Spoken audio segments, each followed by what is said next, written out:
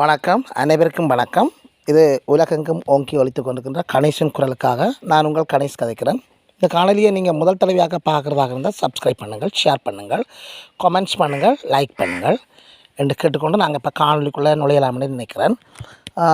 அண்மையில் இப்போ தற்சமயம் பிந்து கிடைத்த செய்திகளின் அடிப்படையில் மக்கள் மருத்துவர் அர்ச்சுனா ராமநாதன் பற்றிய தகவல்களை கேட்டுக்கொண்டிருக்கின்றீர்கள். கணேசன் குரலின் அபிமானிகள், கணேசன் குரலின் சப்ஸ்கிரைபர்ஸ்கள் இந்த தகவல்களை பற்றி தற்போதைய நிலை என்ன என்று சொல்லி கேட்டுக்கொண்டிருக்கிறீர்கள்.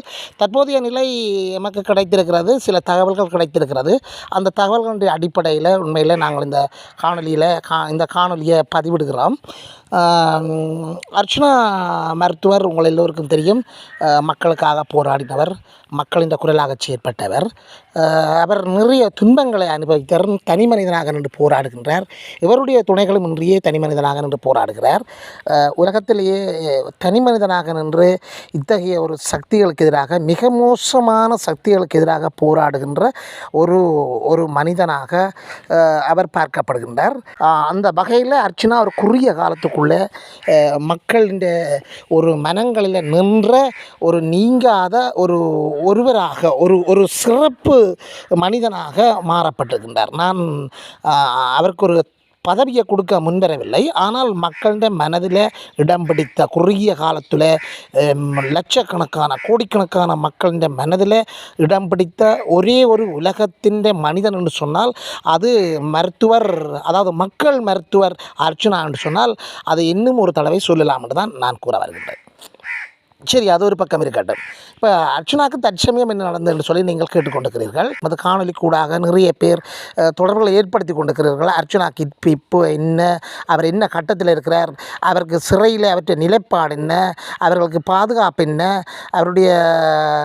அவருடன் தொடர்பு கொள்ள முடியவில்லை, அவருடன் தொடர்பு கொள்கின்ற போது அவருடைய தொலைபேசி இலக்கம் செயற்படவில்லை, அவரோட தொடர்பு கொள்வதற்கான ஏதாவது வாய்ப்புகள் இருக்கின்றன என்று சொல்லி நிறைய பேர் கேட்டுக்கொண்டிருக்கிறீர்கள். உண்மையில் எங்களுக்கு அர்ச்சனாவோட தொடர்பு கொள்வதற்கான எந்த தொடர்புகளும் எங்களிடம் இல்லை. ஆனால் தற்போதைய நிலை என்ன, அடுத்து வர நிலை என்ன என்பது தொடர்பான தரவுகளை நாங்கள் திரட்டக்கூடிய அளவுக்கு எங்கள்கிட்ட அந்த ஆளுமையும் வல்லமையும் எங்கள்கிட்ட இருக்குது.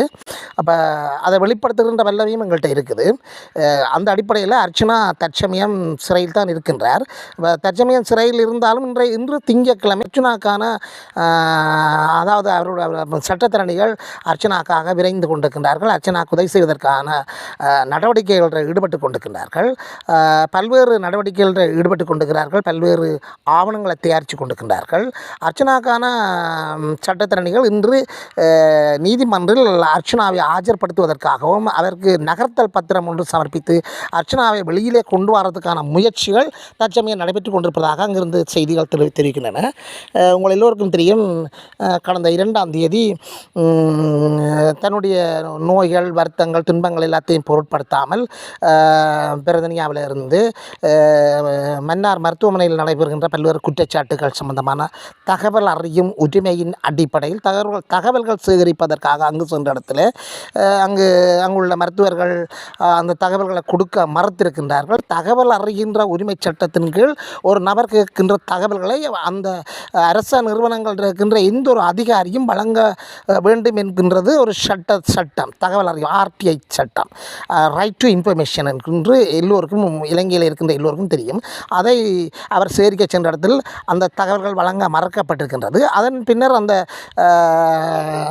அந்த பாதிக்கப்பட்ட அந்த மருத்துவமனையில் சிகிச்சையில் இருந்த ஒரு 27 வயது கர்ப்பிணி தாய் பிரசவத்தாய் இறந்ததை அடுத்து அந்த தாயார் இருக்கின்ற மன்னார் தம்பண்ணை குளத்தைச் சேர்ந்த அந்த இளம் தாயின் வீட்டுக்கு சென்று அங்கும் தகவல்கள் சேகரித்து கொண்டிருக்கின்ற சமயத்தில் அந்த தகவல்களை சேகரித்து அந்த தகவல்களை சேகரித்து அதை முறைப்படி உரிய தரப்பினர்களுக்கு அறிவித்து அதற்கான நடவடிக்கைகளை மேற்கொள்கின்ற சந்தர்ப்பத்தில் மன்னார் மாவட்ட போலீசாரால் கைது செய்யப்பட்டு நீதிபதியின் வாசஸ்தலத்தில் முன்னிலைப்படுத்தி அவர் 5 நாள் விளக்க மறியலில் வைக்கப்பட்டு வவுனியா சிறைச்சாலைக்கு அனுப்பி அதன் பின்னர் அனுராதபுரம் சிறைச்சாலைக்கு அனுப்பப்பட்டதாக தகவல்கள் தெரிவிக்கின்றன. தற்சமயம் அவருடைய சட்டத்தரணிகள் அவரை விடுவிப்பதற்கான சகல நடவடிக்கைகளிலும் இறங்கி இருப்பதாக அங்கிருந்து கிடைக்கின்ற செய்திகள் தெரிவிக்கின்றன. உண்மையிலே இது ஒரு கொந்தளிப்பான செய்தி. சட்டத்தரணிகள் அர்ச்சனாவை வெளியில் எடுப்பதற்கான நடவடிக்கைகளை தற்சமயம் மேற்கொண்டிருக்கின்றார்கள். இன்று திங்கட்கிழமை. இப்பொழுது நான் நினைக்கின்றேன் அநேகமாக அவருக்கான அந்த நடவடிக்கைகள் மன்னர் நீதிமன்றில் இடம்பெற்று கொண்டிருக்கலாம் என்று நான் நினைக்கின்றேன். அந்த அடிப்படையில் நகர்த்தல் பத்திரம் நீதிமன்றில் சமர்ப்பித்து மக்கள் மருத்துவர் அர்ச்சனாவை வெளியில் விடுவதற்கான நடவடிக்கைகள் அங்கு மேற்கொள்ளப்பட்டு கொண்டிருக்கின்றன.